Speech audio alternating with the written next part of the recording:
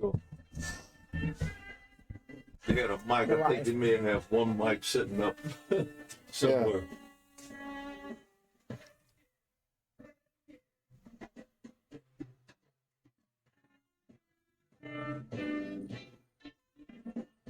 You could post that. Huh? You could post that. I bet you that'd get a lot of interest. What's this? It's already posted. Oh yeah. Yeah, it's on an album. They took it and they put it on the album, Atlanta Penitentiary. It's live right off the stage. It's called the Counts Medley. So we go to 3 different songs in this. It's all original stuff.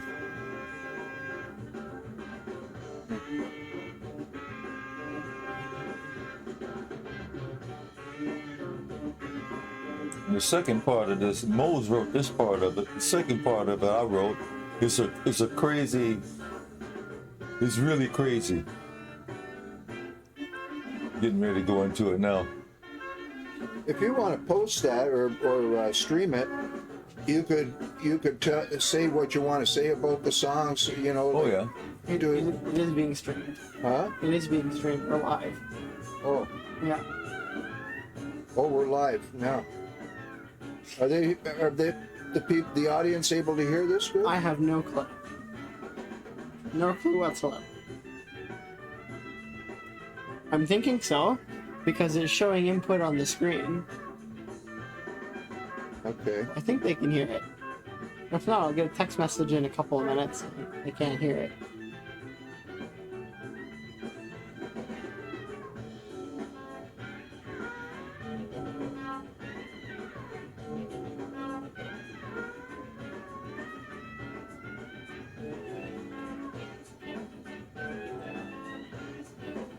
Still here is called Far Out, and it goes into after it comes out of this segment of music, goes into An instrumental. A swing type of an organ grind, a swing type of thing. That's how we ended it. Audience went crazy. It was all prisoners, right? Mm-hmm. All guys, they all, all of them were in prison. We went down and did a show for them.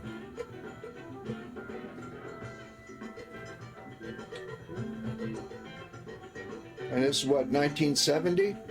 73, something like that. 73? Yeah, 73, 74. I can't exactly remember. But I know it was around that time. That's 50 years ago. That's a half a century, Leroy. Oh, yeah. It's a long time. We just a young group. You guys were all full of piss and vinegar in those days, I'll bet. Oh, Carrying yeah. that Hammond around? Oh, yeah. We did a job. We getting ready to do a gig. That's one going down in October to do a gig with Mose. And it's gonna be like a Counts type of gig. Only thing is Demo won't be there because he ain't able. Junebug has passed away. Yeah. But What about the original drummer? Andrew? Oh, he hasn't played in years. He got to play. Mose play all the time. I play all the time. You got to be a playing musician. You just can't walk up on stage and play. And can play at that level, no. No, not the level that we play at. Me and Mose play at a whole totally different level than I do with LMT or any other band. We're in a whole nother world. What about Armando? Could you tune him in for that trip? I got a drummer. Oh, you got a drummer? Oh yeah. The guy that drums with Mose all the time. Oh, Mo's got a steady drummer on. Yeah. Okay. Name was Mark, I think Marcus Williams or something like that. But anyway, he taught Prince's drummer how to play. He's a drum teacher. He taught a lot of the top drummers in California and all that kind of stuff how to play. He's got a name, as a a drummer. And I played with him once. Well, Mark couldn't make it. He was out at the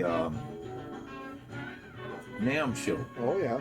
and we had an hour show to do, and I was looking for a drummer, and Marcus Williams was there. He was there, and and I said, man, you want to play? It wasn't a paid gig or nothing. It was just it was at the Hilton, and the audience is like a couple thousand people out on the floors, and they're all entertainers.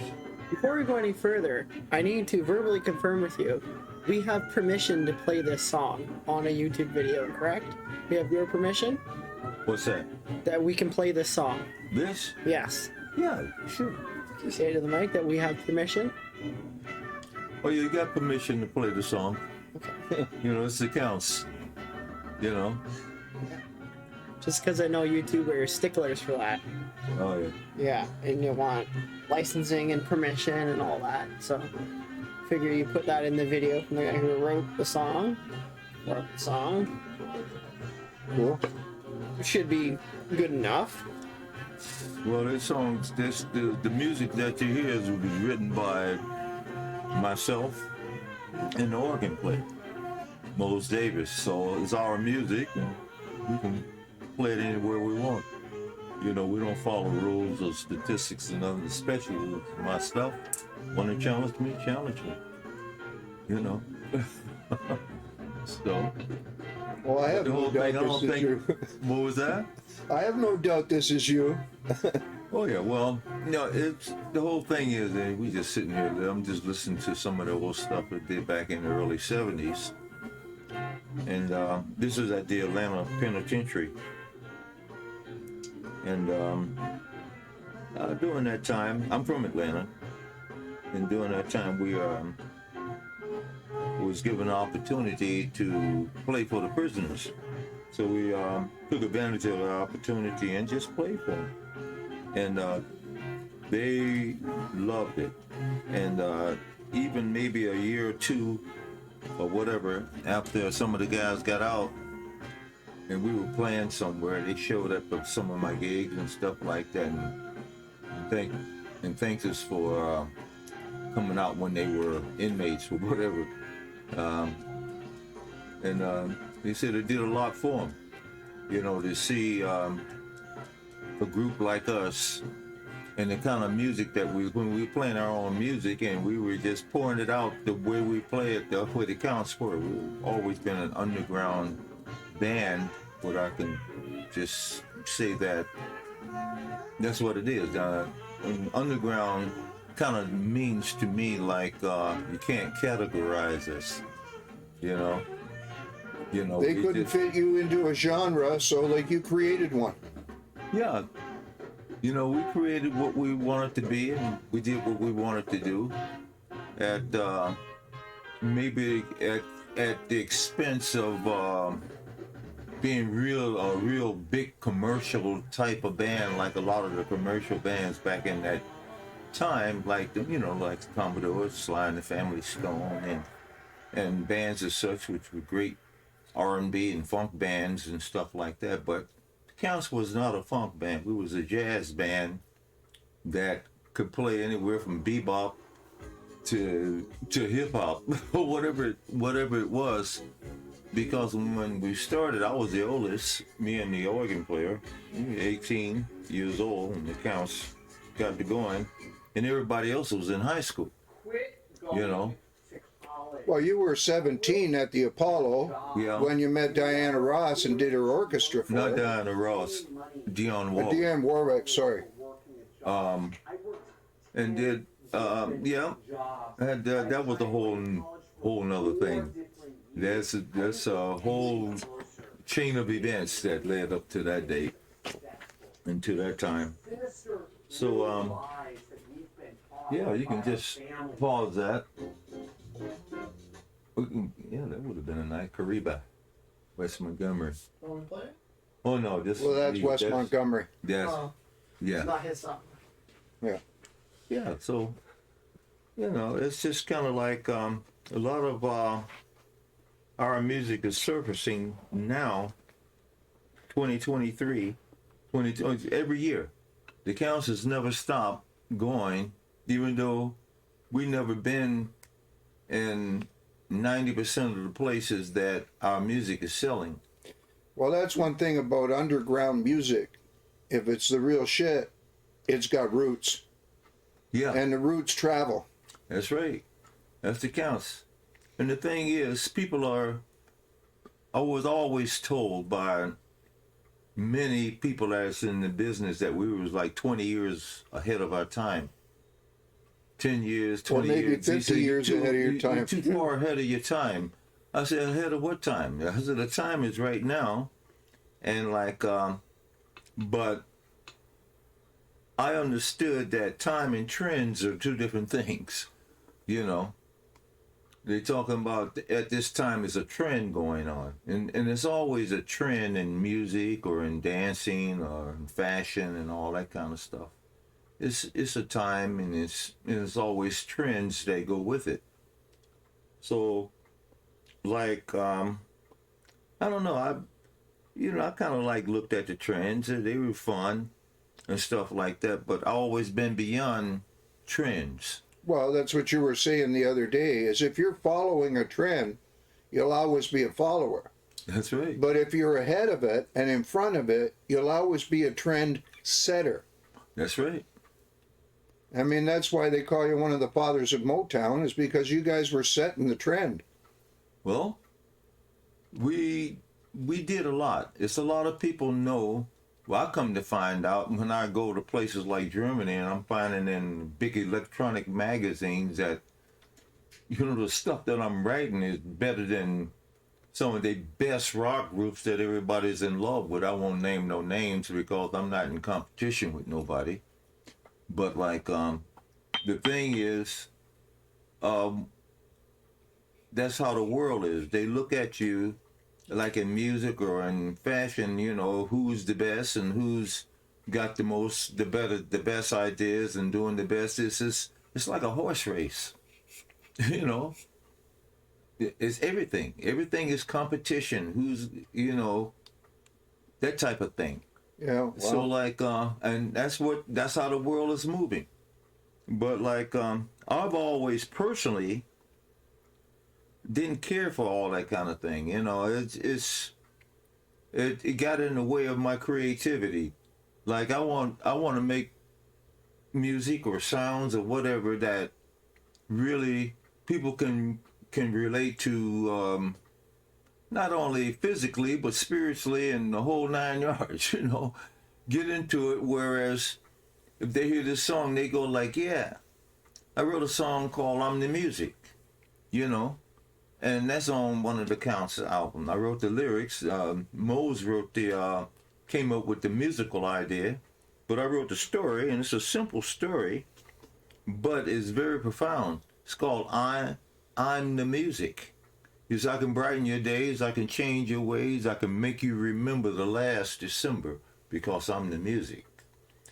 And that's what music does. It make you remember a time or a place or an event or an incident or whatever song was going on during that time, and you heard it enough. Years have passed by, 20 years have passed, all of a sudden this song will come, here's an old one, bam, and it comes up, and it'll take you all the way back to that moment. He said, that's when I was like doing this and wearing this and acting like this, and I was with this person and all this crap. That's what music does to you. And that's why I wrote that song, I'm the Music. I can do all these things yeah, to you. when it becomes commercial and competitive, it loses that essence. Like I've said before, there's one thing better than music, You're sharing it. and that's sharing it. Yeah. So, yeah, it's, music is like, when I did this thing for Zoom, it just came right off. They was recording me while I was just talking, just like now. I'm just talking and just thinking out loud. And I don't know, that's where I've always done everything in my life. I think out loud if I'm speaking about something. You know, I don't bite my tongue. I just let it go. You know, and like well, whatever's in my spirit is gonna come off of my tongue. Was that the story about the clay? The The clay? clay. Yeah, remember you told the story about like Oh, when I was talking to Zoom, they came out when we were recording in New York. That's the LMT band from here, from Niagara Falls, and we've been around 33 years and still going strong. You know, getting older. You know, but we're not slowing up. You know, what we're doing is defining what we've always done. There's no, it's like fine wine type of thing. But you're maturing. yeah, maturing and all that, you know, and it's working. So if the people here grew up with us, you know, when we started 33 years ago, a lot of people were only like teenagers when they first saw us. Now they got families and businesses, and they still see us. You know, they grew up with us. Like, it's funny when I have a guy 50 years old come up to me, and when he meet me and he shake my hand, he's like a little kid. He said, "Don't you remember me?" He said, "I was only 12 when you," type of thing, you know. And I go like, and I look, and I do kind of remember, and I go like, "Wow." He said, "Oh yeah, now I'm an executive, whatever at this business, and I got 3 kids and a wife and a family, the whole 9 yards." And like, he said, "I grew up with you," and I'm standing there with my guitar in my hand. I'm just looking, you're like, holy smokes. And I think about, I said, wow, the band been together 33, going on 34 years. And like, a lot of the people, the first time they ever saw it, they were already like 15, 16, 17, 18 years old in school and stuff like that. Now they got families and businesses and so on and so forth. And here we are still, you know, doing whatever we do, and people come up and they go like, wow, you're still doing this. I said, this is what I do since I was a little kid, you know? And you never know where you might end up. You might be in China telling the children about how they're the flowers of God. Yeah, exactly that.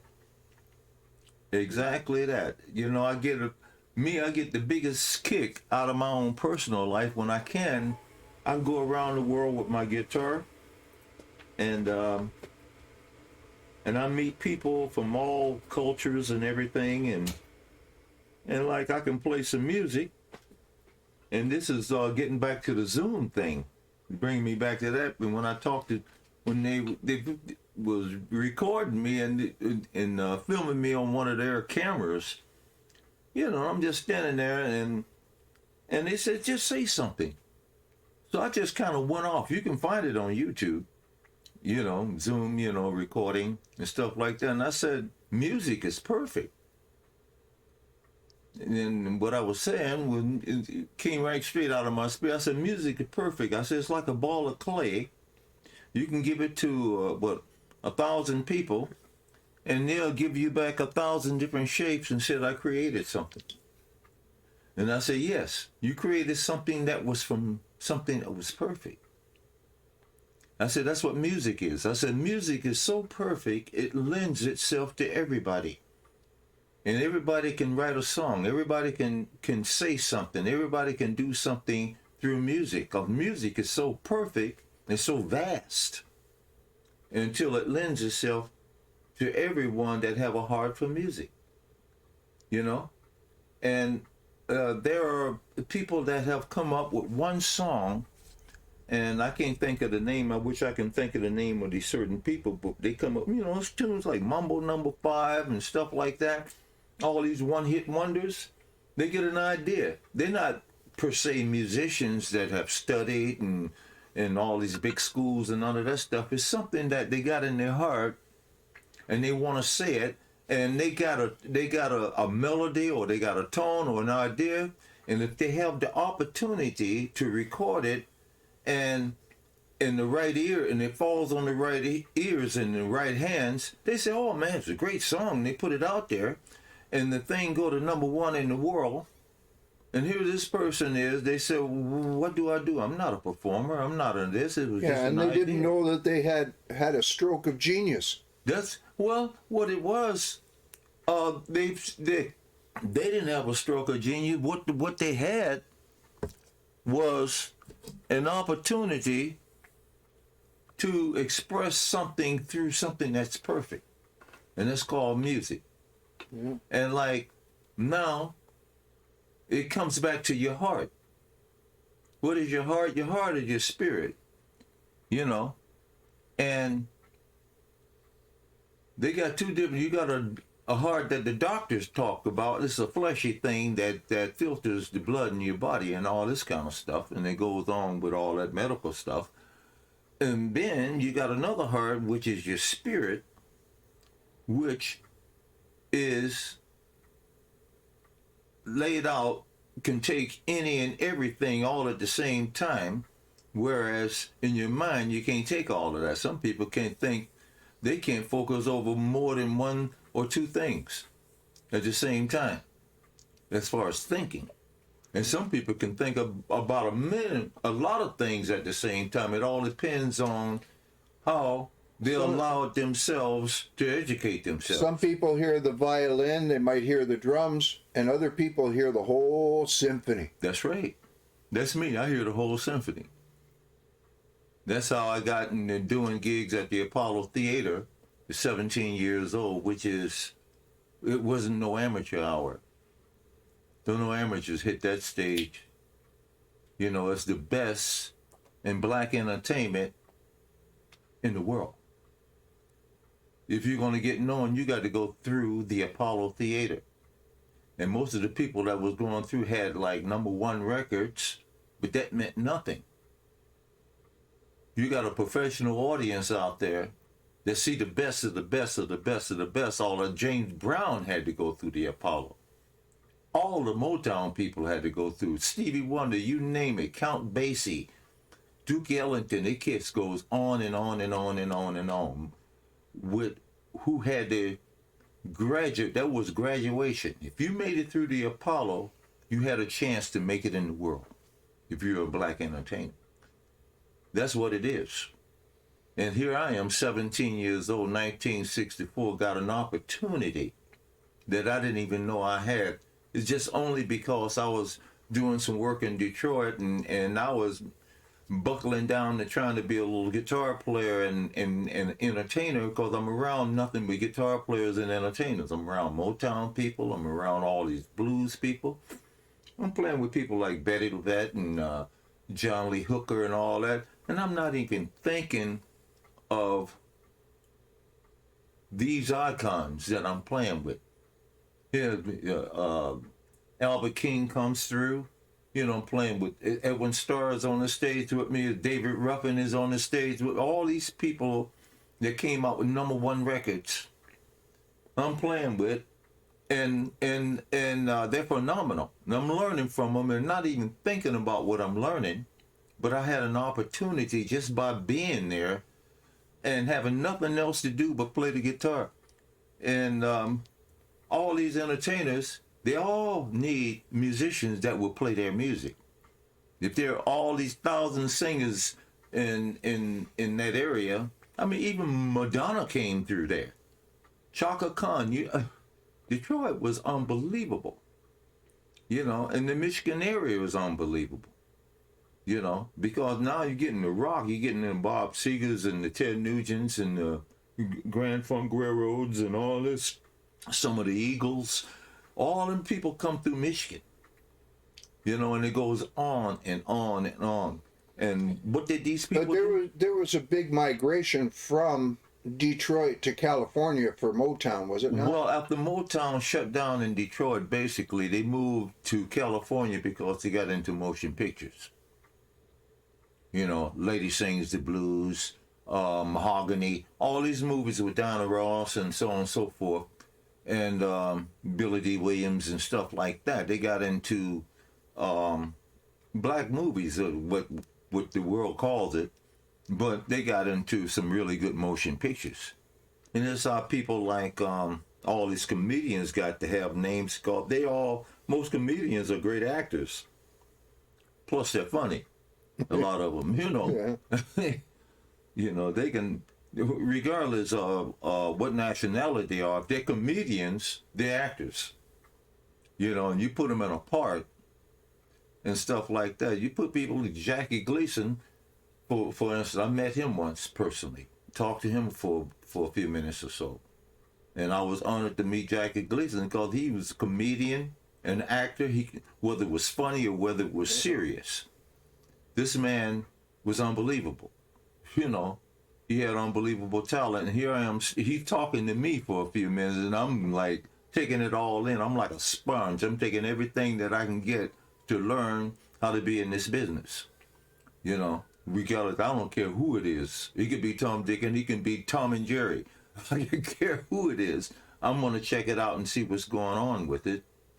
And if I'm going to do anything, if I'm going to play or sing or something like that, and stand in front of thousands of people, which I do all the time, I want to have something to say to them. I want to be at a personality whereas the people feel comfortable with me. Even if they ask me questions from the audience, which they do a lot of times. And I say a lot of things and stuff. Sometimes I get hecklers. Sometimes I get this, that, and the other. But I'm prepared for whatever comes my way. Because, thank God I grew up around professionals.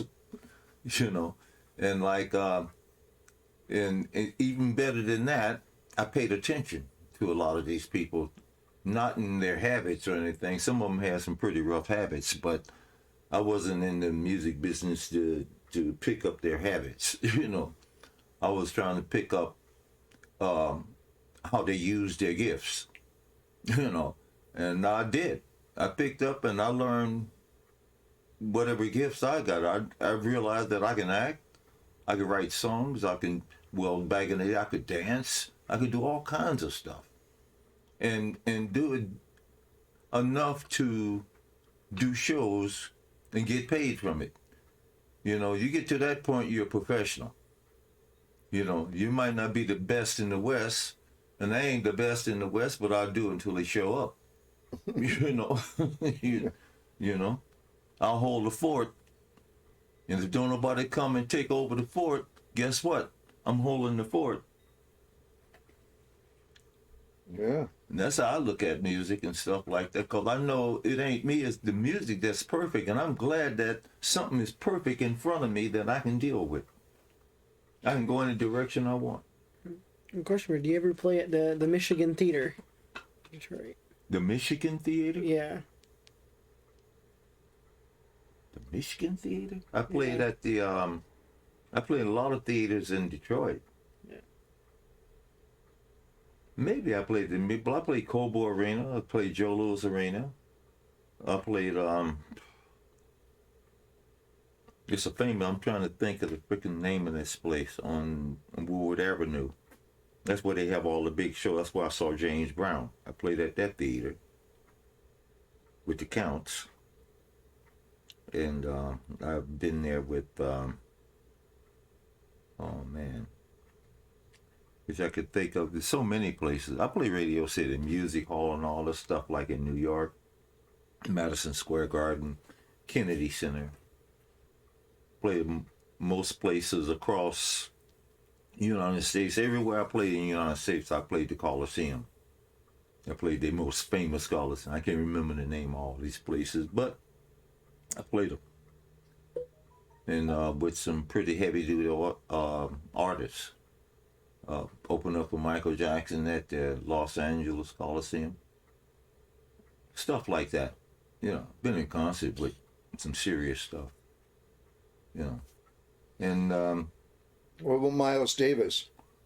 no, I never did anything with it, but people that played with Miles Davis, like Kenny Garrett, saxophone player. He's a famous known alto player. He played with me and a guy named Lionel Wood in Detroit for quite some time. And Michael Henderson was the bass player for Miles Davis we recorded together, and we played together. And you know, I played with musicians that played with Miles Davis, but I never played with him. Well, that's pretty progressive stuff. That Well, if they're playing with Miles, they know what they're doing, yeah. you know. And play with a lot of people, you know. And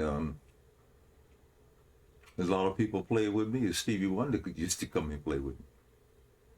You know. But he was under contract from Motown, so he Yeah. couldn't sing, but he could bring Yeah. his keyboard, right? Exactly. He could play the keyboard, blow his harmonica maybe, or play the drums. And that's what he did. And he was phenomenal. You know, he didn't have to sing. You know? And people in Detroit, they were progressive. I mean, Four Tops used to come. They didn't care. They come up on stage and sing anyway.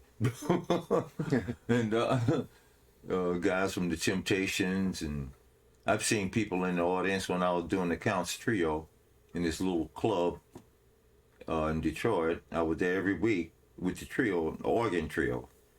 And sometimes the quartet with Demo was around. A lot of times Demo was in Toronto.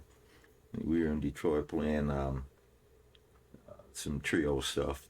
But like, I look out in the audience, Grant Green would be there, and oh man, Sly from the Family Stone. There's all kinds of people that, a guy named H.B. Barnum, he used to be in the Little Rascals when he was a little kid. Whole bunch of famous people. Denise Nichols from Room 222. She was Bill Withers' wife. Met her before she married him. And just people, man. I used to see them all the time, and they were people that did a lot in the world, and they came out of the Michigan and Detroit area. So that was a major blessing for me. Now I'm right in the middle of stuff, and here I got these people coming to see me. That's what knocked me out. They famous. And here I am, I'm playing all these bars, and I'm doing a lot of different stuff, you know. Well, you were one of their contemporaries. You know, when your Yeah. friends are playing somewhere, you want to go hear good music, and you know what they're going to do. You know where you're going to get and go. Yeah, well, that's what Stevie. He come back off a concert, and you know, drew about 30,000 people. He just did a 2-hour show somewhere. He come back in the Detroit area, and here I am on this 11 o'clock at night or something like that. His show was over with at 10 o'clock, or if it was 11 o'clock, I'm still going to 2 o'clock in the morning, right, playing. And he'll show up at midnight with a keyboard, with a small entourage, and I have the club just smoking, just with some, you know, we playing some jazz, because when we played the trio, we played all kinds of music. We played commercial music, but we played it in jazz or whatever. We took it. That's what the Counts were. We were a jazz group. And we playing, like, I'm doing a lot of Wes Montgomery, and we doing Jimmy Smith and just all Dave Brubeck, and you just name it. Coltrane, Miles Davis, me songs, whatever. But we were playing stuff that was the top musicians was into, and like a lot of the singers that sung for Motown and a lot of the people that was coming through town, oh man, the Chamber Brothers, all kinds of people just was coming through there at the club, because we were there every week. So anyway, it's just and they would come and sit in. Grant Green, guitar player.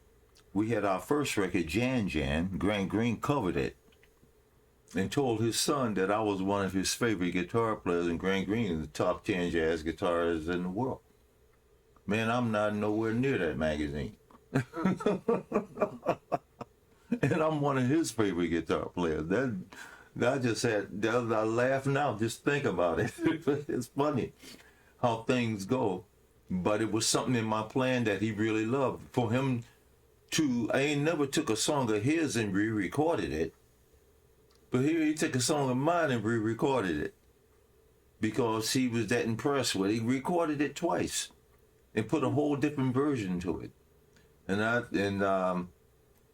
I run into people in Hungary and Germany and different bands and guitar. All of them know Grant Green, Wes Montgomery, George Benson, and you know those the jazz They've guys. become the jazz standard. Well, yeah, they are the standard guys, you know, and you know, and a bunch of more, you know, jazz guitarists that was. But those the other guy I know personally, you know, Wes, and I knew him personally, and George Benson and those guys, Kenny Burrell, what have you, you know. But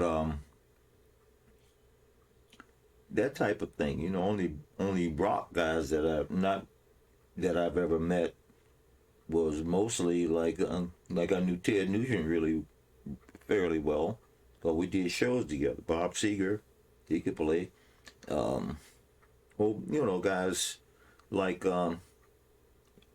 real rock and roll guys, you know, and you know, we're the same age, and we had the same booking agent that was booking me and the Counts, Nugent and Grand Funk, which was Terry Knight in the Pack at the time, and you know, Seeger, he had the Seeger system.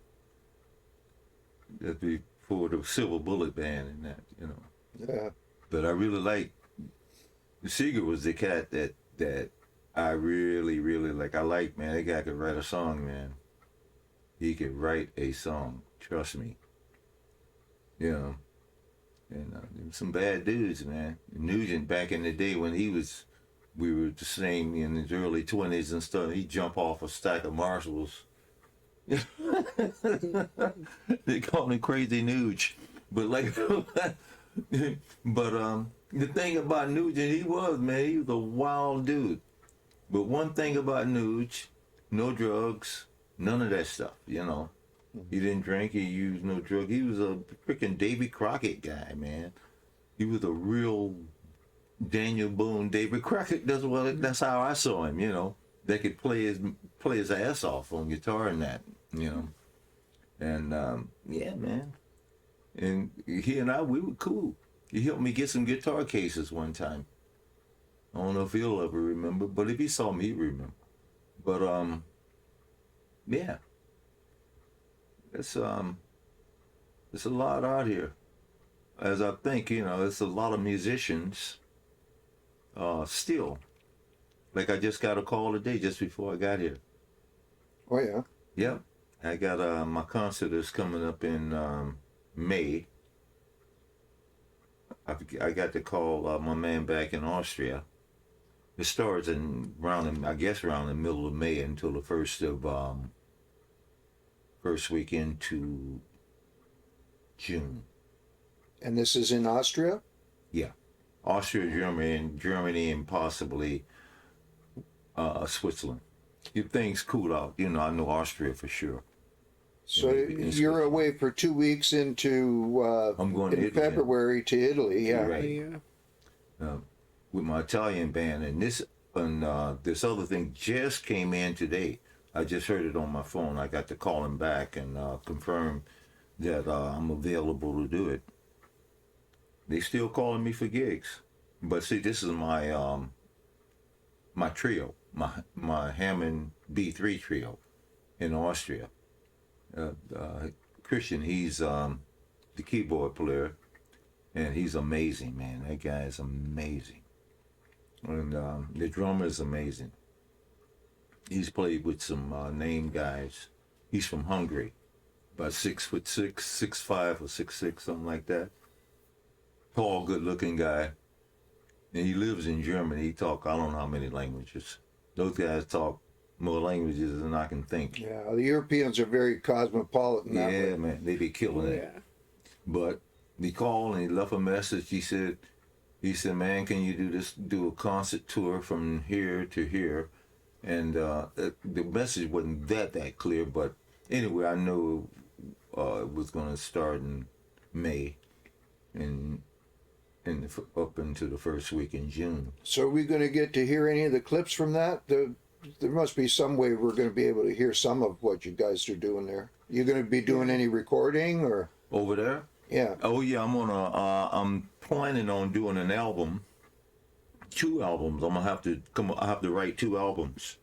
One for my Italian band, and another one for my Austrian Hungarian band. You know, the LMT ain't got to worry about that because we got 7 albums. Yeah. And we got some songs. Mark is putting in a new board over at the studio, so I'm going to be doing another album there. Probably, I'll just do a tune at a time we put together. If I do an album, I got to sit down and write it. But right now, my priority is to write these 2 albums for my Italian and my Austrian band. Yeah. That board he's putting together, is that the one you were telling me about last week? The one where getting all parts from all over the world, is like Paul McCartney recorded on it and all that? Oh no, that's No, the different? 2-inch machine from Abbey Road. Oh, okay, so different. But that's a different studio. Different studio. Okay. Yeah. Yeah, that's Rob Deacon got that one. Yeah. That board from there. Yeah. He refurbished it. It's amazing. He just knew that technology, that old technology.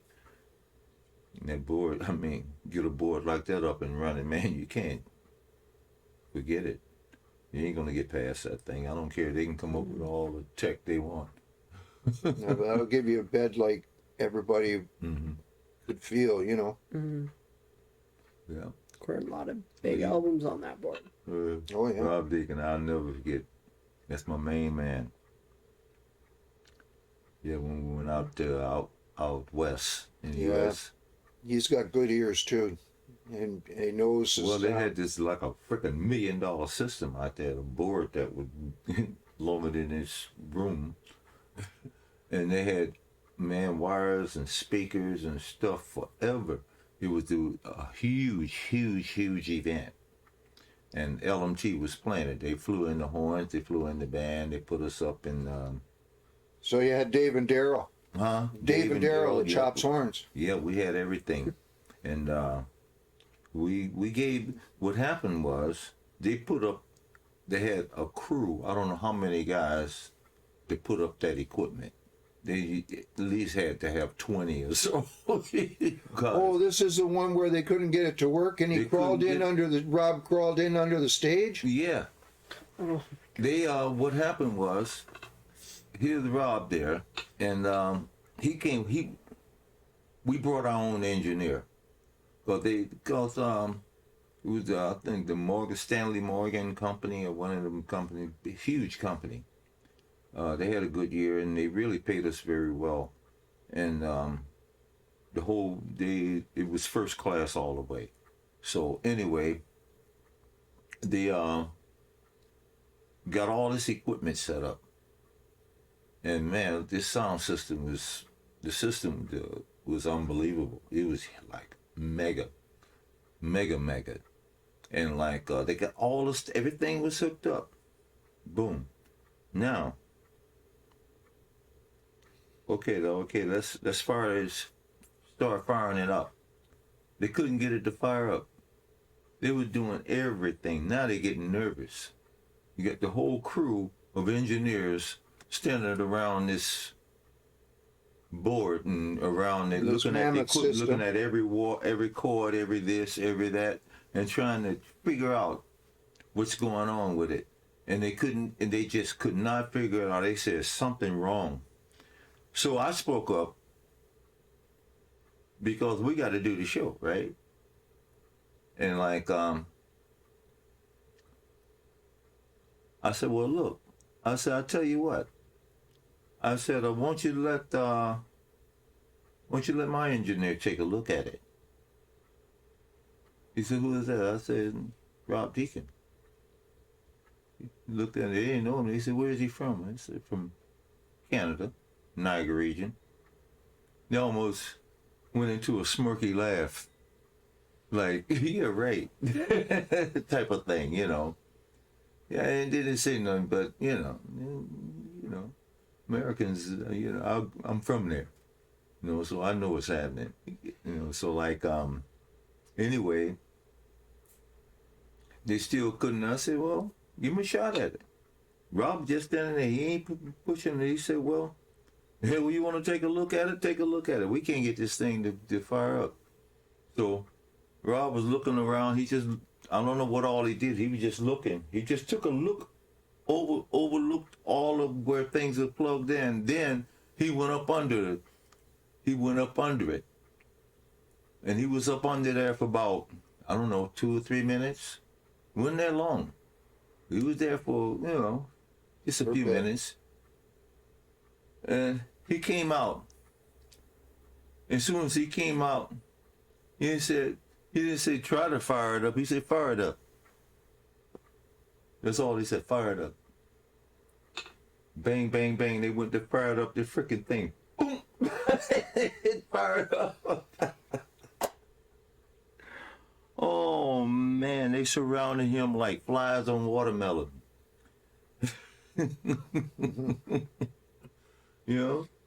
What?